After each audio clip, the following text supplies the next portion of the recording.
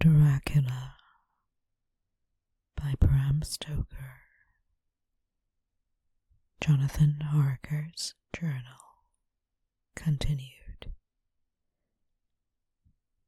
5th of May. I must have been asleep. Asleep.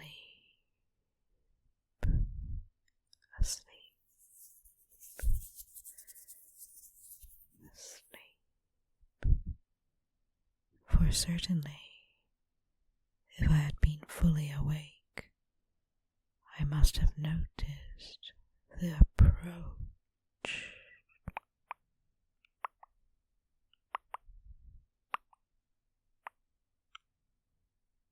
The approach of such a remarkable place. In the gloom, the courtyard looked of considerable size, and as several dark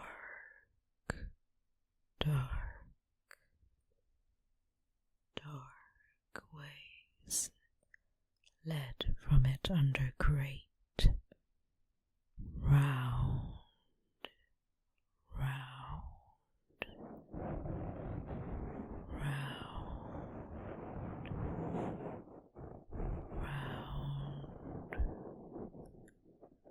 arches. It perhaps seemed bigger than it really is. I have not yet been able to see it by daylight.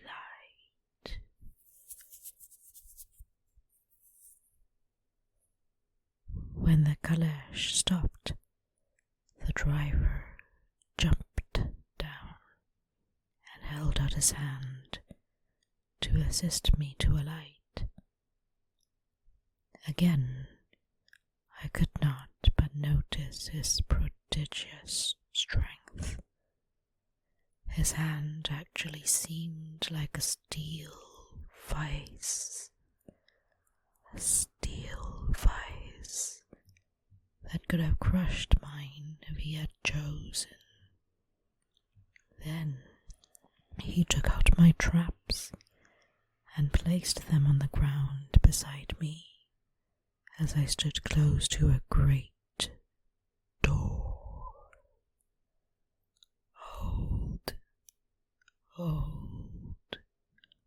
Old, and studded with large iron nails.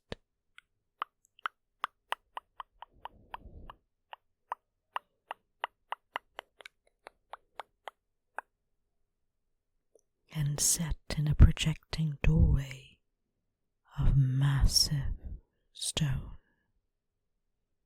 I could see even in the dim light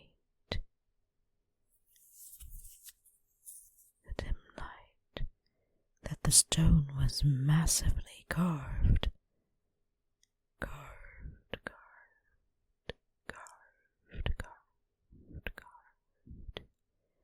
But that the carving had been much worn by time and weather. As I stood, the driver jumped again into his seat and shook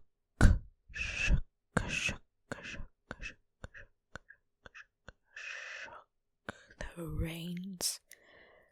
The horses started forward, and trap and all disappeared down one of the dark openings. I stood in silence where I was, for I did not know what to do. Of bell or knocker,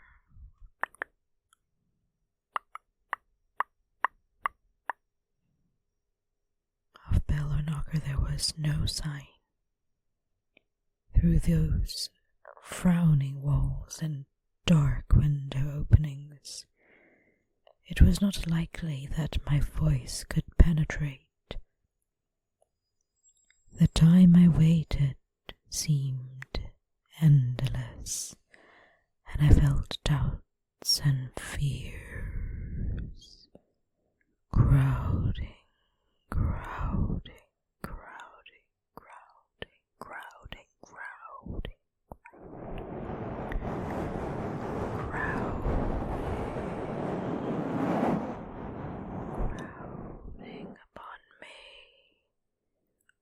what sort of place had I come to, and among what kind of people? What sort of grim adventure was it on which I had embarked? Was this a customary incident in the life of a solicitor's clerk, sent out to explain the purchase of a London estate to a foreigner? Solicitor's clerk? Mina would not like that. Solicitor. For just before leaving London, I got word that my examination was successful, and I am now a full-blown solicitor. I began to rub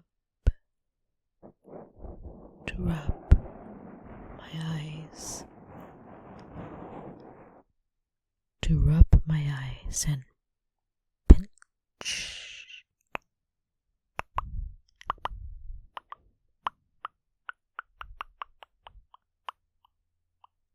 And pinch myself to see if I were awake.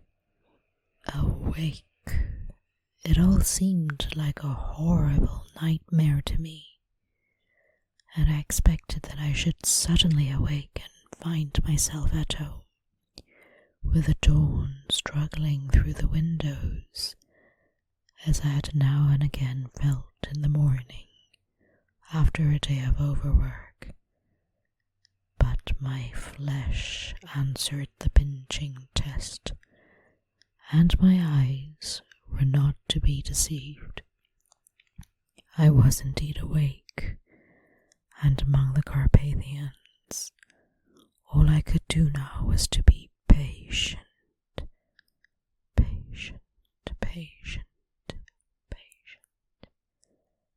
and to wait the coming of the morning. Just as I had come to this conclusion, I heard a heavy step.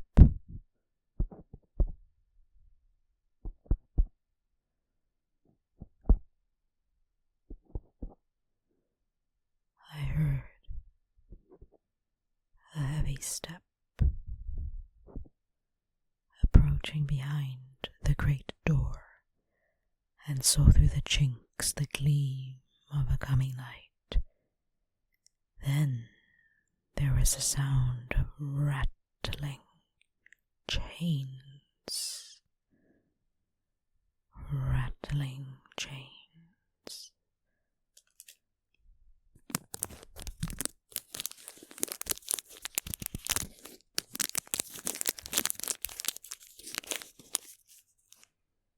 And the clanking of massive bolts, and the clanking of massive bolts drawn back.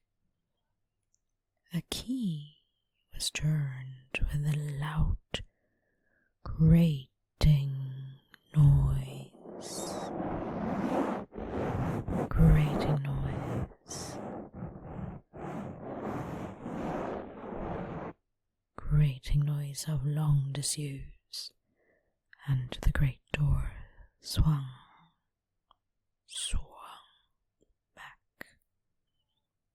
Within stood a tall old man, clean-shaven save for a long white moustache, and clad in black from head to foot, without a single speck of colour about him anywhere.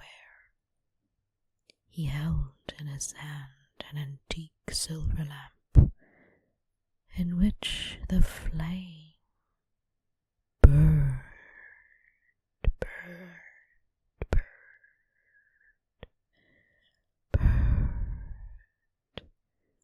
without chimney or globe of any kind, throwing long quivering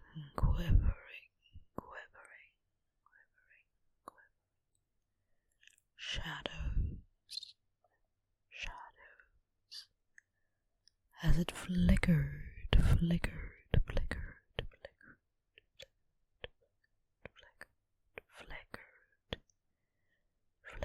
in the draught of the open door,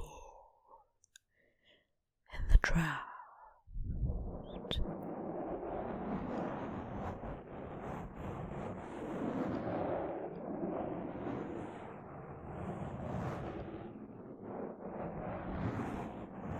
In the draught,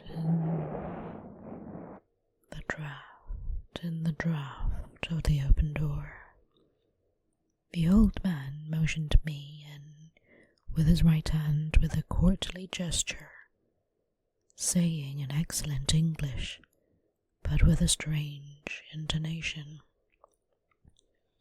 "Welcome to my house. Enter freely and of your own will."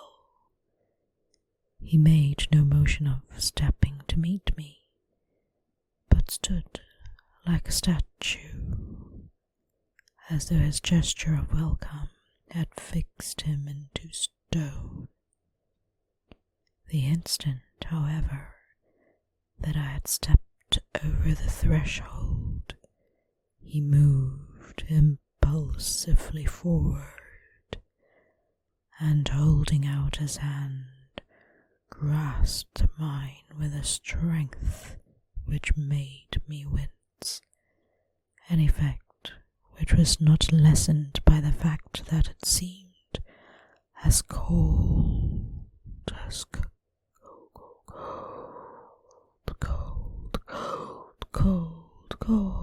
as ice, more like the hand of a dead than a living man.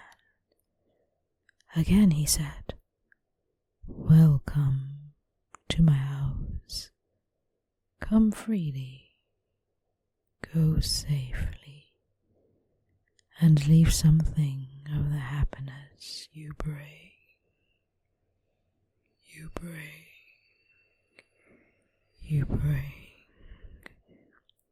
The strength of the handshake was so much akin to that which I had noticed in the driver, whose face I had not seen, that for a moment I doubted if it were not the same person to whom I was speaking. So to make sure, I said interrogatively, "Count Dracula?" He bowed in a courtly way as he replied, "I am Dracula, and I bid you welcome, Mr. Harker, to my house. Come in. The night air is chill, and you must to eat and rest." As he was speaking, he put the lamp on a bracket on the wall and, stepping out, took my luggage. He had carried it in before I could forestall him. I protested, but he insisted. "Nay, sir, you are my guest. It is late, and my people are not available. Let me see to your comfort myself." He insisted on carrying my traps along the passage, and then up a great winding stair, and along another great passage,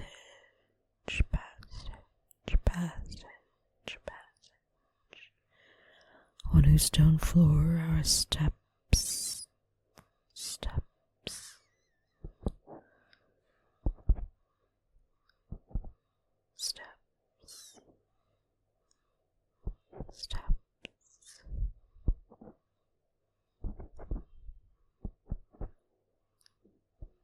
Steps rang heavily.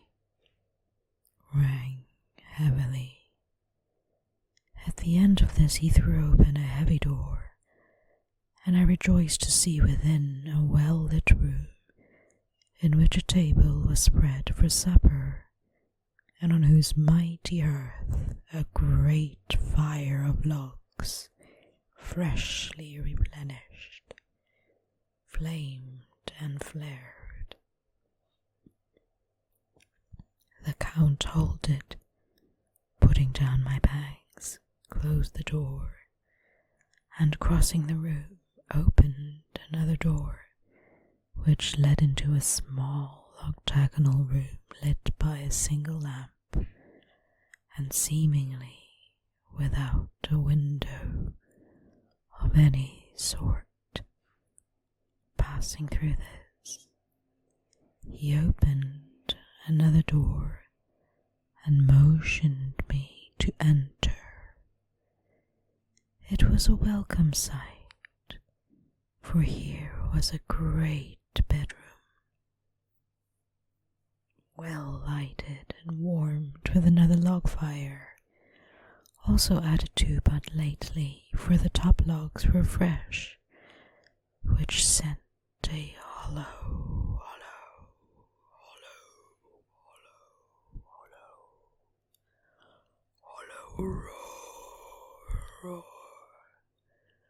roar up the wide chimney.